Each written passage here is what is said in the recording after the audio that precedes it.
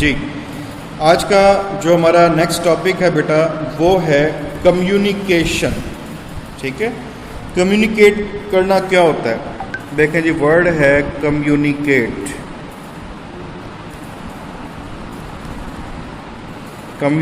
Communicate मतलब होता है किसी तक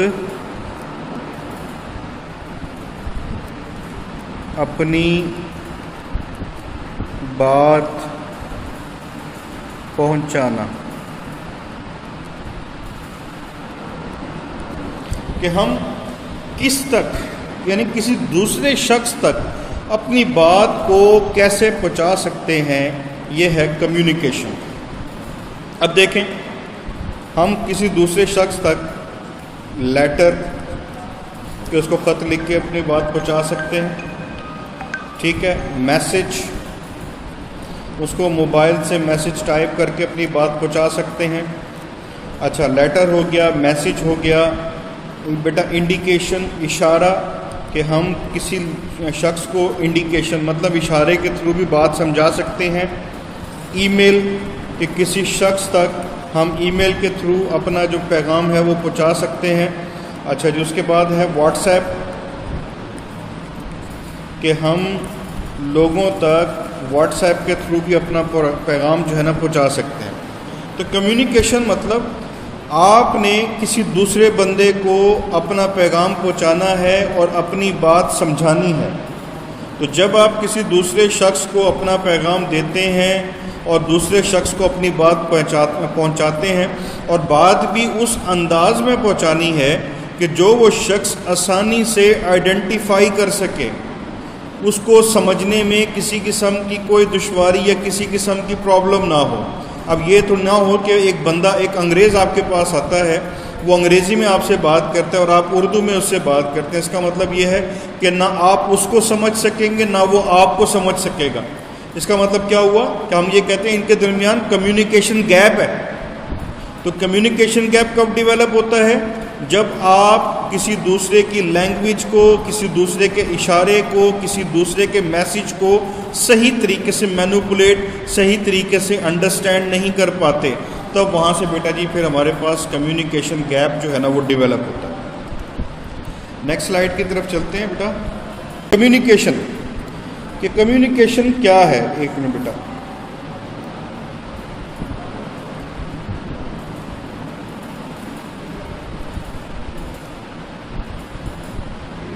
मैं अपना पॉइंटर ऑन कर लूँ बेटे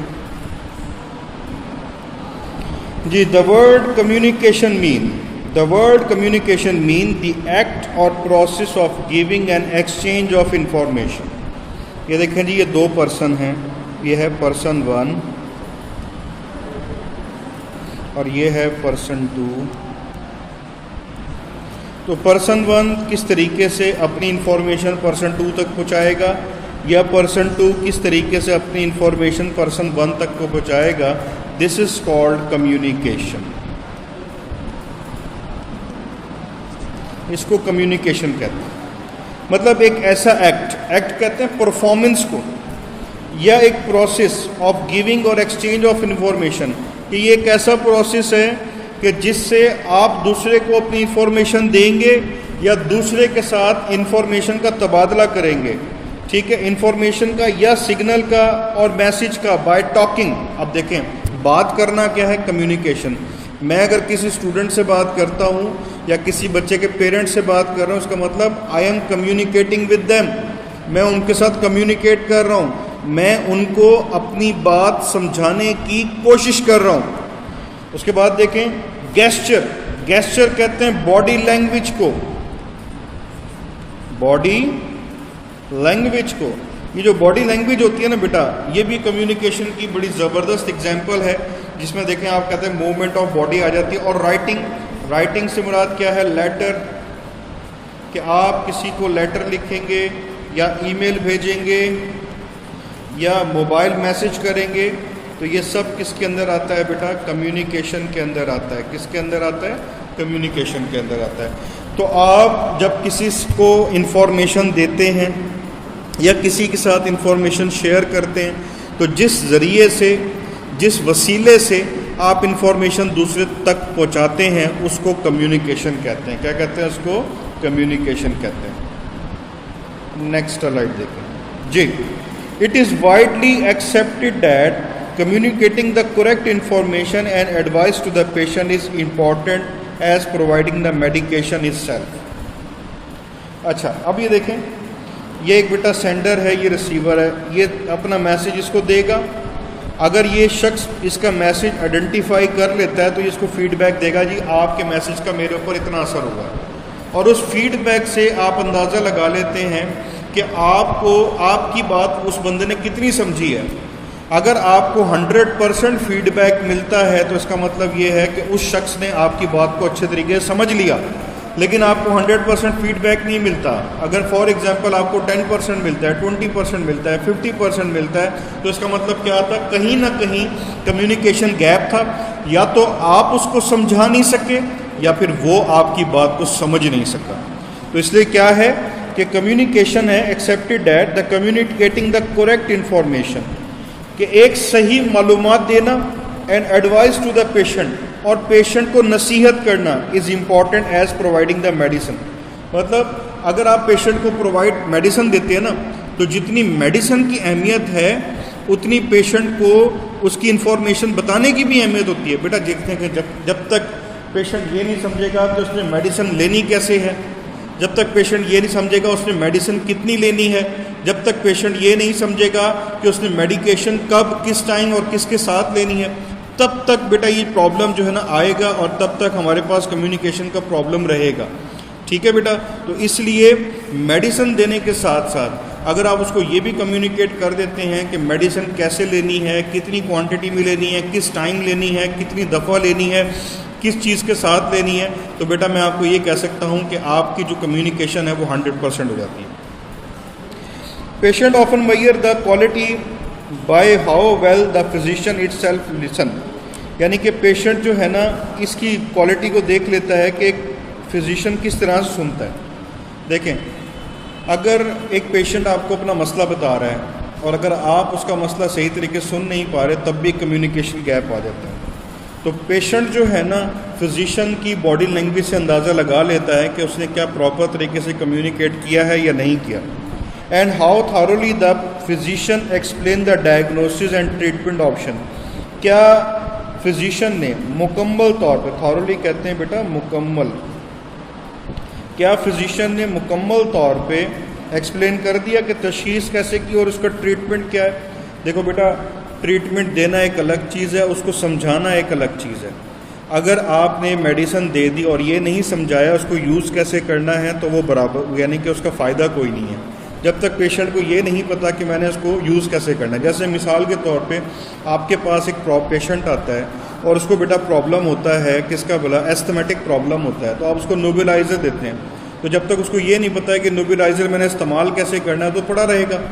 आप किसी पेशेंट को अगर इन्हेलर देते हैं और जब तक उसको ये नहीं पता कि इन्हेलर इस्तेमाल कैसे करना है, तब तक उसका फ़ायदा नहीं होगा। And how well the physician involve the patient in decision and cooperate his and her care, मतलब इसमें यह भी शामिल होता है कि फिजिशियन जो है वो अपने पेशेंट के साथ, यानी कि जो भी उसने डिसीजन लिया है, क्या वो पेशेंट को सही तरीके से बता पाया है। तो इसका मतलब क्या है कि diagnosis, number 1 diagnosis, number 2 decision, number 3 way of medication taken,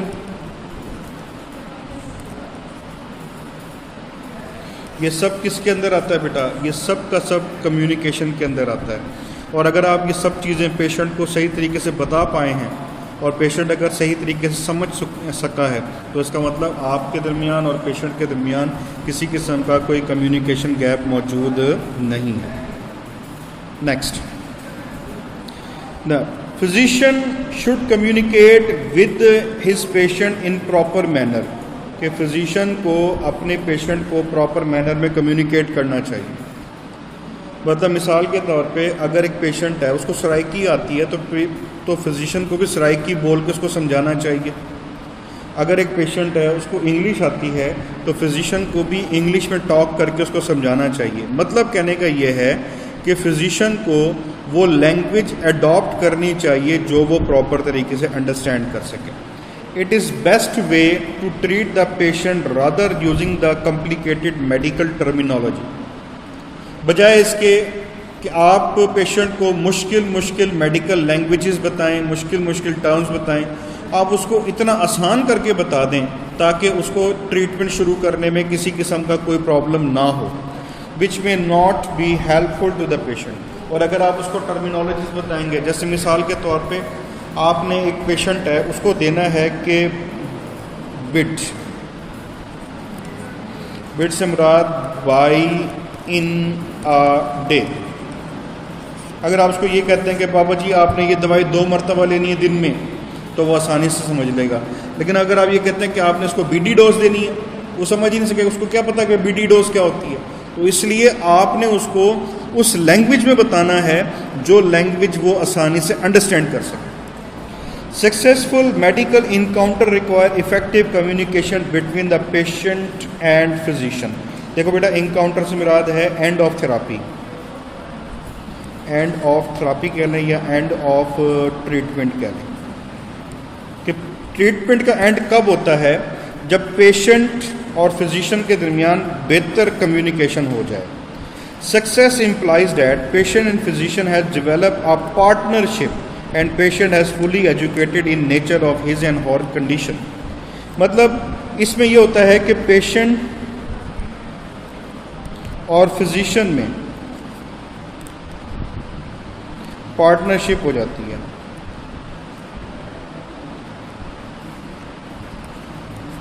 मतलब दोनों एक दूसरे का ताउन करते हैं ताकि पेशेंट को ये पता लगे उसकी मेडिकल कंडीशन क्या है और वो अपनी मेडिकल कंडीशन को अच्छे तरीके से जांच सके।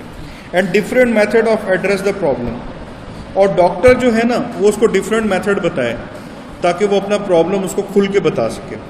This allow the patient to be actively involve in decision making process.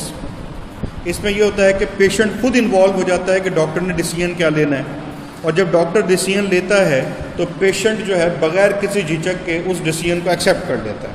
And establishes agreed upon expectation and goal. फिर वो जो एक्सपेक्टेशन उम्मीद को कहते हैं बेटा, और गोल कहते हैं मकसद को, कि मकसद और उम्मीद के दरमियान फिर एक एग्रीमेंट डेवलप हो जाता है। मतलब उम्मीद क्या होगी जी कि हमने इस तरीके से इसको सॉल्व करना है, और गोल क्या है? बीमारी से छुटकारा। तो जब तक पेशेंट और फिजिशियन के दरमियान प्रॉपर कम्युनिकेशन नहीं होगी तब तक आप बेटा बीमारी से छुटकारा हासिल नहीं कर सकते। नेक्स्ट जी, उसके बाद है बेटा importance of communication has always been realise in all time. बेटा कम्युनिकेशन की जो अहमियत है ना वो हर टाइम देखी जाती है। मतलब कम्युनिकेशन का ना कोई टाइम नहीं होता, ये किसी भी टाइम हो सकती है। किसी भी टाइम आपको किसी दूसरे बच्चे को बात समझाना पड़ जाती है। अब देखें, मैं आपको ये टॉपिक पढ़ा रहा हूँ, इसका मतलब है मैं आपको कम्युनिकेट कर रहा हूँ। मैं ये टॉपिक इतना आसान करके पढ़ाना चाहता हूँ जितना आसान आप उसको समझना चाहते हैं। अगर मैं टॉपिक को मुश्किल करके पढ़ाऊँगा, मैं तो पढ़ा के चला जाऊँगा, लेकिन आप मुझे समझेंगे ही नहीं। तो मैंने इस टॉपिक को जितना आसान बनाना है मैं अपनी तरफ से पूरी कोशिश करके उसको आसान बनाऊंगा ताकि आप उसको अच्छे तरीके से अंडरस्टैंड कर सकें। Communication play a very important role in all aspect of treatment. Treatment चाहे जैसा मर्जी है, कम्युनिकेशन उसमें एक मेजर रोल प्ले करता है। Patient and physician have to communicate with each other. जब एक फिजिशियन पेशेंट को दवाई देता है तो फिजिशियन का ये फ़र्ज़ होता है कि वो दवाई पूरे टाइम पर और प्रॉपर डोज के अंदर बेटा यूज़ करे, और फिर अपनी तबीयत के बारे में, अपनी कैफियत के बारे में गाए बगाए उस फिजिशियन को आगाह करता रहे। एंड एक्सचेंज इंफॉर्मेशन, अपनी मालूमात को बताए कि हाँ जी डॉक्टर साहब आज मैंने दवाई खाई तो मुझे ये फ़ील हुआ, आज मैंने दवाई खाई तो मुझे बुरा लगा, आज मैंने दवाई खाई तो मुझे अच्छा लगा, ताकि वो अपना डिसीजन बना सके। And talking about new ideas, और अगर कोई थेरापी पेशेंट पे का यानी कि अमल नहीं कर रही, वो सक्सेस रेट नहीं मिल रहा, तो डॉक्टर जो है ना फिर नया आइडिया लेगा, उस थेरापी को चेंज करेगा। And plan and the best way to achieve the treatment goal. और फिर वो प्लान करेगा कि किस तरह से हम जो है अपने ट्रीटमेंट को हासिल कर सकते हैं, किस तरह से हम अपने गोल तक पहुंच सकते हैं। तो कहने की बात यह है, सम टाइम आपने देखा होगा कि डॉक्टर आपको कहता है जी कि ये दवाई आपने 3 दिन के लिए खानी है, उसके बाद मेरे पास दोबारा आना है। तो 3 दिन के खाने का मतलब यही है कि वो ये देखना चाह रहा होता है कि इन 3 दिन खाने से आप में चेंज क्या आता है। अगर तो आप बेटर फील करते हैं तो वो उसी थेरापी को कंटिन्यू कर देगा, और अगर आप बेटर फील नहीं करते, आपको किसी किस्म का प्रॉब्लम आता है, तो डॉक्टर जो है ना अपनी थेरापी को चेंज करेगा। और ये डॉक्टर का एक मॉरली आप ये कह लें कि फ़र्ज़ भी है कि उसने थेरापी अपनी चेंज करनी है, ताकि आपको पेशेंट को ना एक अच्छे से अच्छा इन्वायरमेंट मिल सके और वो अच्छे से अच्छा फील कर सके। ठीक है बेटा, तो आज का लेक्चर बच्चे हमारा यहीं तक था।